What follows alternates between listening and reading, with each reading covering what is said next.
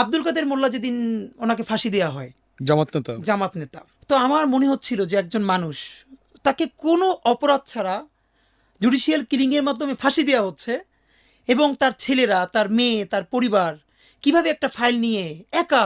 তো পরের দিন ওনাকে যখন ফাঁসি দেওয়া হলো, এবং পরে জানলাম ওনার ঢাকার বাসায়ও হামলা করা হলো, এবং ওনার বাচ্চাদেরকেও সেটা দেখতে দেওয়া হলো না। আমি জানি না ভাইয়া কী হয়েছে আমি আমার বাসায় গড়াগড়ি করে চিৎকার করে কাঁদতেছিলাম। আমি কোনোদিন আব্দুল কাদের মোল্লাকে দেখি নাই, জামাতের কোনো বড় নেতা তো দূরের কথা, শিবিরের কোনো বড় মানুষের সাথে আমার কোনোদিন আলাপ হয় নাই, শুধু আমার ডিপার্টমেন্টে যারা করতো তাদের সাথে। আমি চিৎকার করে গড়াগড়ি করে কাঁদতেছিলাম। আমার মনে হইতেছিল যে আমার অতি পরিচিত একজন মানুষ, যে মাজলুম, তারে আমাদের সামনে বসে, এখানে আমার বাসার পাশে কোর্ট, আমার বাসা রামপুরা, এখান থেকে এত কাছে, তারে ফাঁসি দেওয়া হইলো কোটি কোটি মানুষের সামনে। আমরা দেখতেছি কিন্তু কেউ কিছু বলতে পারতেছে না।